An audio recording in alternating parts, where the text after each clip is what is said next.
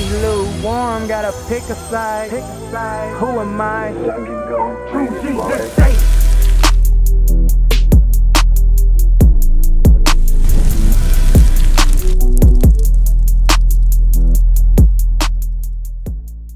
Commandments, right? So you say you gotta go to the grocery store, right?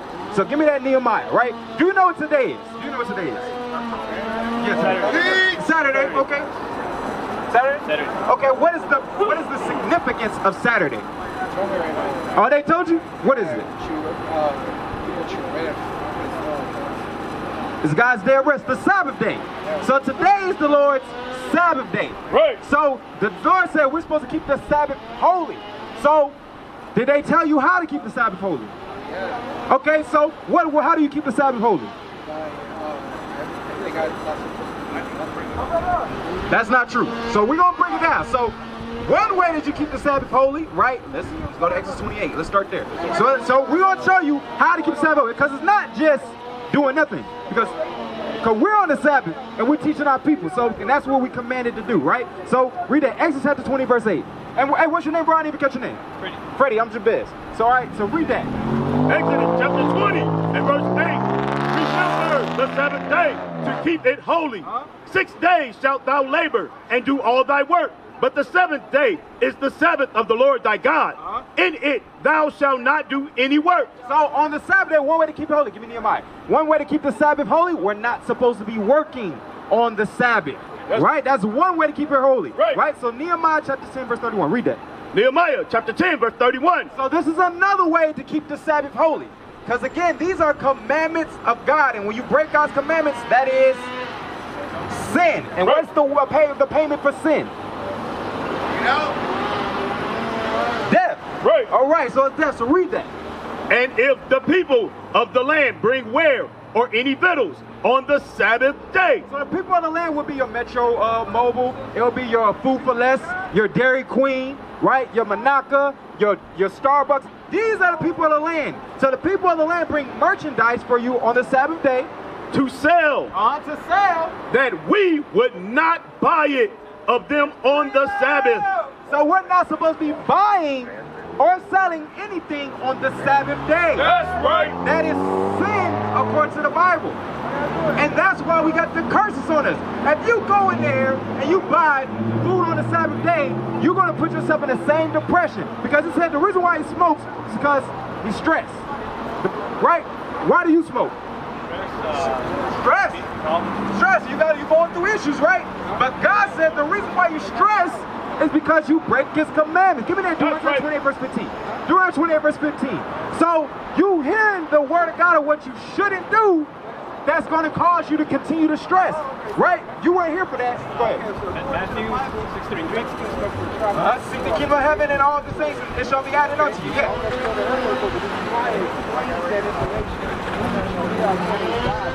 Hold on, let's read that while you think of that on that, all right? Deuteronomy 28 verse 15. Deuteronomy chapter 28 and verse 15.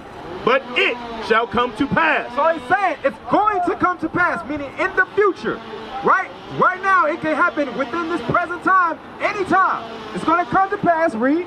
If thou wilt not hearken unto the voice of the Lord thy God. Because you're hearing the voice of the Lord thy God. The Lord said that you're not supposed to buy and sell on the Sabbath. Right. You're hearing it right now. He's saying, he told you that you're not supposed to smoke because you're defiling your temple. That's right. You're hearing the word of the Lord thy God, but if you choose not to listen, read. To observe, to do all his commandments and his statutes, which I command thee this day. Because he just read the commandment. He commanded you not to buy, sell, or smoke to defile your temple. Right? He commanded you that. Right. That all these curses shall come upon thee and overtake thee. So a curse, is it a good thing or a bad thing? Curse. Is that bad? What about you? It's a bad thing, right? So give me Deuteronomy chapter 28, verse 65. Bring it out. We're reading a curse, one of those bad things that will happen for breaking God's commandments. So if you go in there and still buy on the Sabbath day, this is going to continue to happen to you. Deuteronomy 28, verse 65. Because you say you smoke because you're stressed too, right? This is a curse from God. Read that. Deuteronomy chapter 28, verse 65. And among these nations shalt thou find no ease. When you're stressed out, do you feel like everything's going easy? you stressed out. God said a curse for breaking his commandments, you're going to have no ease in your life. Your life is going to continue to be hard. Read. Neither shall the sole of thy foot have rest. Right. You're going to be constantly walking here to there to there, on the run, ripping and running, trying to accomplish stuff. Right. Don't worry about that, sister, right there. Don't be listening, brother. Satan's going to be walking back and forth, running errands. You're going to be constantly busy. You got to stay on the move because you don't have time to rest. If you rest 1 minute, you're going to put yourself behind. Right. That's stressful. That's why you're smooth, because you got to get through the day. God said that is a curse to have that mindset. Read.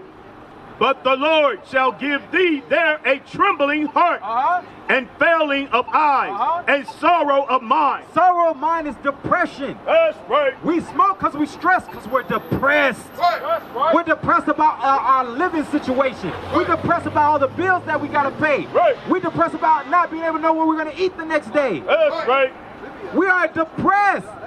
Depression is a curse from God from breaking his commandments. Right. So if you go in there and you buy on the Sabbath day, you are telling God that you love to be depressed and stressed. Bring it out.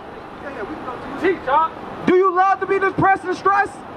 So why would you do the same thing that's going to cause you to have the same feeling? Right.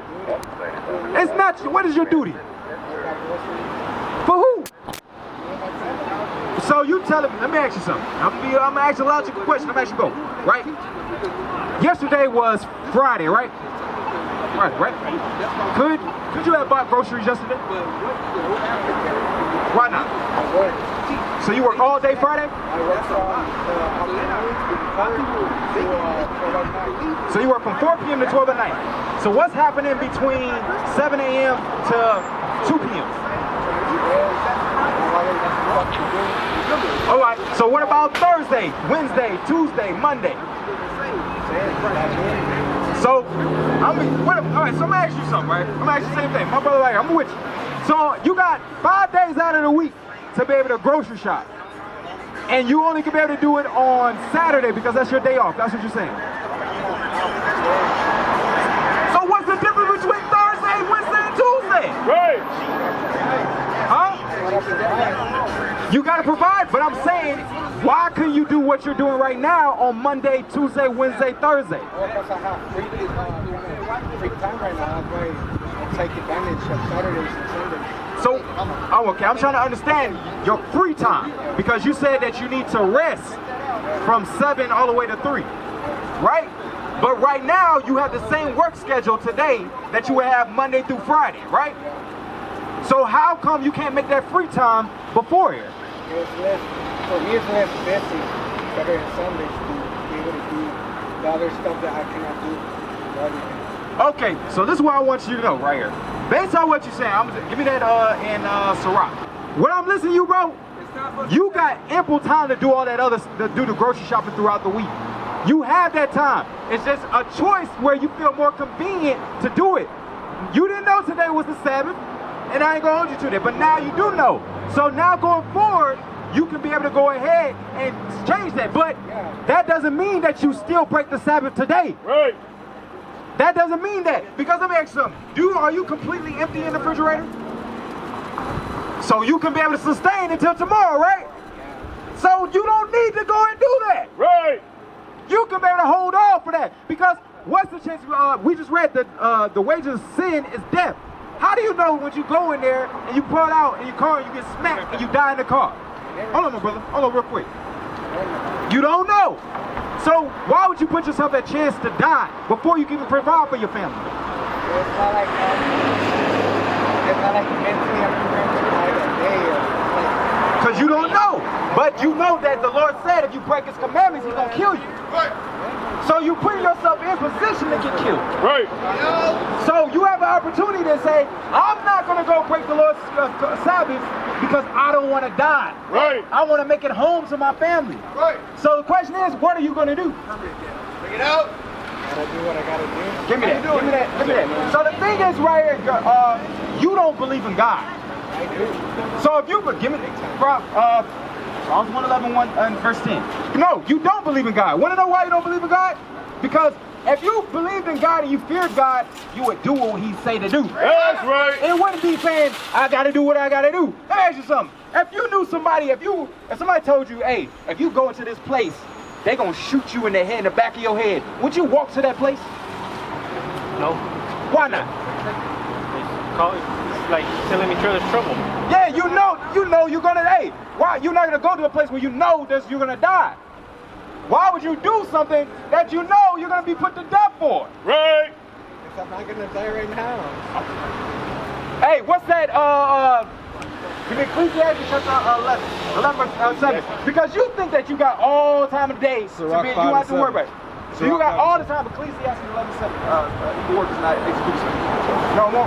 Yeah. So you think that you're not gonna die today. You don't know that. So why would you say that? Well, I'm not gonna die today. I don't know. I just feel I'm not gonna die today. You just feel like you're not gonna die today. So just go back to Sirach chapter 30. Read that in Sirach. Right? So read that in Sirach. The book of Sirach, chapter 32, verse 17. A sinful man will not be reproved. God said a simple man will not be corrected. Meaning you won't take correction or instruction that's going to be used to save your life. Like I gave you the example. Somebody say, hey, you go over there, they're going to shoot you in the back of the head. You said, I'm not going to go there because I'm trying to avoid danger. Right? We're trying to save your life to avoid danger, but you're saying, I got to do what I got to do. It's because you don't believe in God. You don't fear God, and you don't love God. Right. Read. But findeth an excuse according to His will. He said, you find an excuse. I got to provide for my family. It's more convenient for me to do it on this day. Right. You making excuses so you can break God's commandments. That's right. It says a sinful man will not be reproved. You're making excuses to break God's commandments. Right. And you think that you're going to be able to make it out alive. Right. You don't know when the Lord's going to judge you. We don't know when we're going to die. Right. The Lord has given us an opportunity to repent. Give me that Ezekiel chapter 3, verse 17. The Lord sent us here today to be able to save your life. The Lord sent us here today to save your life, to give you warning. Right. We're not just out here just to yell and talk to you. We're here to save your life. Bring it out. What is a nation? Nation is family.